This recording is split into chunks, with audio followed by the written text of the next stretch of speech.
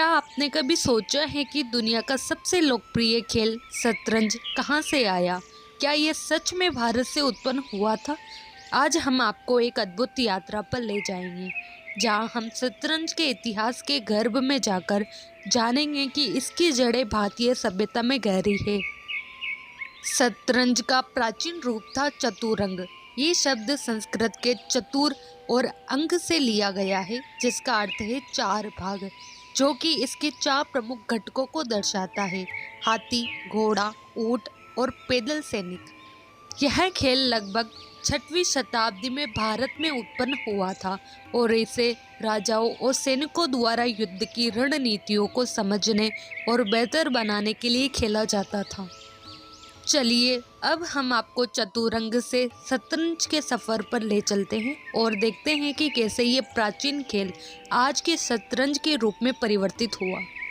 लोथल गुजरात का एक बंदरगाह शहर था और वहाँ खुदाई में शतरंज के मोहरे मिले थे, जो आधुनिक शतरंज के मोहरों से काफ़ी मिलते जुलते थे।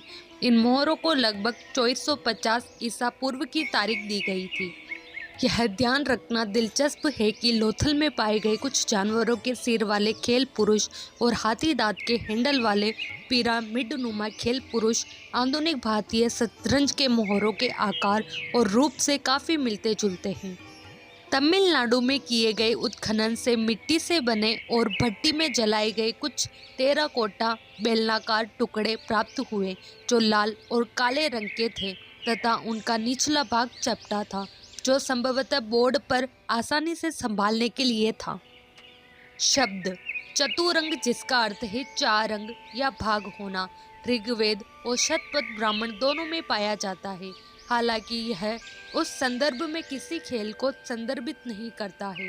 रामायण में चतुरंग शब्द और सेना के रूप में रथ, हाथी, घोड़े और पैदल सैनिकों के संकेत प्रचुर मात्रा में उपलब्ध हैं, लेकिन ऐसा एक भी उदाहरण नहीं है जिसमें इस शब्द का इस्तेमाल किसी खेल के संबंध में किया गया हो। महाभारत में चतुरंग खेल का उल्लेख नहीं है। महाभारत में वर्णित खेल वैदिक काल के पासा खेल के समान है। महाभारत में कई स्थानों पर पासा के खेल की तुलना युद्ध से की गई है, लेकिन न तो मोहरों का और न ही बोर्ड का कोई संदर्भ दिया गया है। चतुरंग के खेल में जीत की घोषणा में अधिक समय लगता है और यह पासों की गिनने के अनुसार बोर्ड पर मोहरों की चतुर चाल पर निर्भर करता है। महाभारत में शकुनी जिस तेजी से खेल जीत रहा था, उससे स्पष्ट रूप से पता चलता है कि खेल चतुरंग नहीं था। चूंकि रामायण या महाभारत में किसी भी बोर्ड खेल का कोई संदर्भ नहीं है, इसलिए यह सुरक्षित रूप से निष्कर्ष निकाला जा सकता है कि इस खेल का आविष्कार रावण की पत्नी या पांडवों को नहीं दिया जा सकता है। लेकिन हमें चतुरंग के इस तथ्य की सराहना करनी चाहिए तो इसकी अत्यधिक प्राचीनता का संकेत देता है। चतुरंग में राजा के साथ कोई मंत्री नहीं होता। यह राजतंत्र के विकास के इतिहास में उस अवधि को संदर्भित करता है जब राजा के पास कोई निश्चित मंत्री नहीं होता था। शतपथ ब्राह्मण के काल में भी मंत्री की संस्था अज्ञात थी। इस प्रकार चतुरंग में राजा के साथ कोई मंत्री नहीं होता, जो स्पष्ट रूप से राज्य के आदिम संगठन को दर्शाता है। इस तथ्य को खेल की महान प्राचीनता का संकेत माना जा सकता है। खेल का सबसे पहला भारतीय संदर्भ 7वीं शताब्दी ईस्वी में कवि बाण के हर्ष चरित्र में मिलता है। हर्ष की महानता के बारे में अत्यंत कलात्मक शब्दों से भरे एक चित्रण में हम शतरंज की बिसात और खेल दोनों के लिए एक दूसरे के बगल में इस्तेमाल किए गए शब्द पाते हैं। वह कहते हैं कि हर्ष के शासन में पैर काटना 64 वर्गों वाले बोर्ड का मामला है। अपराधियों के चारों हाथ होते हैं। दंडीन के 10 कुमार चरित्र में खेल के लिए संभवतः 6ठी शताब्दी के उत्तरार्ध का संदर्भ मिलता है, जिसमें शतरंज के खिलाड़ियों द्वारा आज कहे जाने वाले खेल का एक उदाहरण है, जिसे किबित जर कहा जाता है। जिस खेल का उल्लेख किया गया है उसे 2 लोग खेलते हैं, लेकिन हम निश्चित नहीं हो सकते हैं कि यह शतरंज है। शतरंज के मोहरों की विशेषता वाले एक प्रकार के चाल के लिए एक संभावित तकनीकी शब्द संभवतः 5वीं शताब्दी ईसा पूर्व के रूप में मौजूद हो सकता है। हालांकि इस तरह की व्याख्या के लिए बहुत अधिक स्पष्टता और संदेह की आवश्यकता होती है, इसलिए यह अर्थपूर्ण नहीं हो पाती। सामान्य तौर पर भारतीय साहित्य में खेलों का बहुत अधिक संदर्भ नहीं मिलता है। उन्हें आध्यात्मिक उन्नति के लिए अनुकूलित नहीं माना जाता था, क्योंकि परंपरा शायद उन्हें नीची नज़र से देखती थी। ऐसा प्रतीत होता है कि शतरंज का खेल भारतीय खेल चतुरंग से संशोधित होकर 6वीं शताब्दी ईस्वी के आसपास विकसित हुआ था। बाद की तिथि के अरबी और फारसी विवरण इस खेल की उत्पत्ति के बारे में कई विवरण देते हैं। हालांकि यह आम तौर पर स्वीकार किया जाता है कि शतरंज भारत से फारसी राजा खुसरो प्रथम अनुशीरवान द्वारा लाया गया था। जब 7वीं शताब्दी में अरबों ने फारस पर कब्जा कर लिया तो यह खेल मध्य पूर्व स्पेन बिजान्टियम में फैल गया। बिजान्टियम से यह इटली और फिर पश्चिमी यूरोप के अन्य देशों में फैल गया।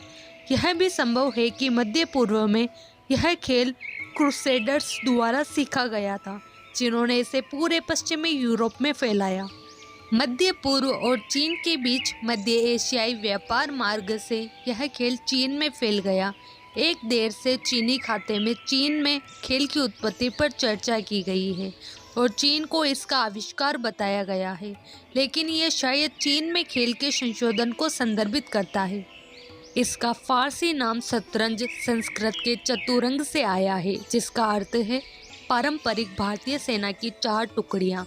इसलिए खेल का नाम उचित रूप से सेना के रूप में अनुवादित किया जा सकता है। जैसे जैसे खेल आगे बढ़ा, इसमें बदलाव किए गए। मध्य पूर्वी और फारसी खेलों के जनरल या मंत्री को यूरोप में रानी बना दिया गया। मध्य पूर्वी और फारसी खेलों में हाथी कभी कभी ऊंट बन जाता था, लेकिन यूरोप में कई तरह के खेल जैसे कि फ्रांस में मूर्ख और इंग्लैंड में बिशप बन जाते थे। घोड़ा नाइट बन गया। भारत में भी रथ में बदलाव देखने को मिलता है। कभी कभी जहाज का इस्तेमाल किया जाता था, हालांकि शायद केवल फारसी खेल के प्रभाव के कारण या तटीय भारत के समुद्री प्रभाव के कारण। भारत में आरंभिक काल से लेकर महाकाव्यों के अंत तक और यहाँ तक कि कई शताब्दियों के बाद भी युद्ध में रथों ने बहुत महत्वपूर्ण भूमिका निभाई। शतरंज का इतिहास उस समय से जुड़ा है जब युद्ध में रथों का इस्तेमाल किया जाता था, लेकिन परिवहन के साधन के रूप में भी इसका इस्तेमाल किया जाता था। लेकिन कम से कम पहली या दूसरी शताब्दी ईसा पूर्व तक यह प्राचीन भारत के युद्ध रथ की तुलना में एक बड़े और अधिक जटिल वाहन के रूप में विकसित हो गया था। 4वीं शताब्दी ईस्वी तक यह परिवहन के साधन से थोड़ा अधिक था।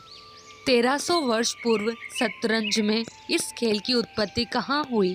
इस प्रश्न का उत्तर हाथी की आकृति से प्राप्त किया जा सकता है, जो न केवल भारत की विशेषता है बल्कि प्राचीन काल में युद्ध में भी इसका प्रयोग किया जाता था। भारत में मनुष्य और हाथी का संबंध बहुत प्राचीन काल से है। मोहनजोदड़ो में खुदाई से प्राप्त पशु की हड्डियाँ, यथार्थवादी मूर्तियाँ और सिंधु स्थलों के तराजू के परिचित चित्रण इस मित्रता की शुरुआत की ओर इशारा करते हैं। ऋग्वेद के एक अंश में शिकारियों द्वारा जंगली हाथियों का पीछा करने का वर्णन है, संभवतः उन्हें पकड़ने के लिए। हाथी वैदिक साहित्य में एक शाही सवारी के रूप में पहली बार आता है और फिर युद्ध के मैदान का उपयोग करता है। युद्ध रथ हाथी की महाकाव्य परंपरा कुछ हद तक पहले के पुरातन काल से संबंधित रही होगी। उत्तर वैदिक साहित्य में युद्ध में हाथियों के उपयोग के लिए निर्देशित और अधिक स्पष्ट संदर्भों की अनुपस्थिति निसंदेह उस साहित्य के चरित्र के कारण है। ब्राह्मणों या उपनिषदों में सेना के हाथियों या युद्ध के स्वभाव पर चर्चा करने के लिए इतनी जगह नहीं थी। महाकाव्यों में सेना के संगठनों में हाथियों को उनका उचित स्थान दिया गया है। हाथियों को विभिन्न पक्षी सदृश्य व्यूहों या युद्ध संरचनाओं के पंखों के जोड़ों और छोरों पर खड़ा किया जाता है। हिरणों को सेना को स्थिरता देने, उसके पार्श्वों को सहारा देने और ढकने के लिए खड़ा किया जाता है। हाथी हाथियों पर आक्रमण करते हैं लेकिन किसी को नहीं छोड़ते। घोड़े, रथ या पैदल सैनिक को हाथी मार डालता है और नष्ट कर देता है, लेकिन अपनी कुर्सी पर बैठे योद्धा से आगे नहीं निकल पाता। जिस बोर्ड पर खेल खेला जाता है वह 64 वर्गों का बोर्ड है, जो हमें बताता है कि यह विश्व है, ब्रह्मांड को आदिम ब्रह्मांडीय मनुष्य और सर्वोच्च आत्मा की अभिव्यक्ति माना जाता है, जो कि वह मैदान है जिस पर यह खेल खेला जाता है। इस बोर्ड का राजसी खेल पासा से जुड़ाव, जिस पर राजा अपना भाग्य खेलते हैं और जिस पर भारतीय साहित्य में राजाओं ने अपने साम्राज्य और यहाँ तक कि अपनी पत्नियों को भी खो दिया है। यह दर्शाता है जब कोई व्यक्ति ऐसे बोर्ड पर खेलता है तो उसका सब कुछ दांव पर होता है। व्यवस्थित ब्रह्मांड का प्रतिनिधित्व करने वाला ऐसा आरेख पारंपरिक भारत में इमारतें बनाने से पहले जमीन पर भी बिछाया जाता है। ऐसा माना जाता है कि इससे आत्मा जमीन को अपने नियंत्रण में ले लेती है। शतरंज की बिसात वास्तव में उत्तर भारत में निर्माण में इस्तेमाल होने वाले ऐसे महान शतरंजों में से एक है।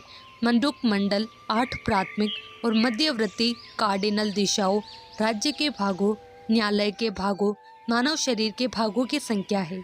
तो हमने आज चतुरंग के प्राचीन खेल और शतरंज की भारतीय उत्पत्ति के बारे में विस्तार से जाना। यह खेल न केवल रणनीति और सोचने की क्षमता का विकास करता है, बल्कि हमारी सांस्कृतिक धरोहर का भी महत्वपूर्ण हिस्सा है। चतुरंग से लेकर आधुनिक शतरंज तक की यात्रा ने दुनिया भर के लाखों खिलाड़ियों को प्रेरित किया है।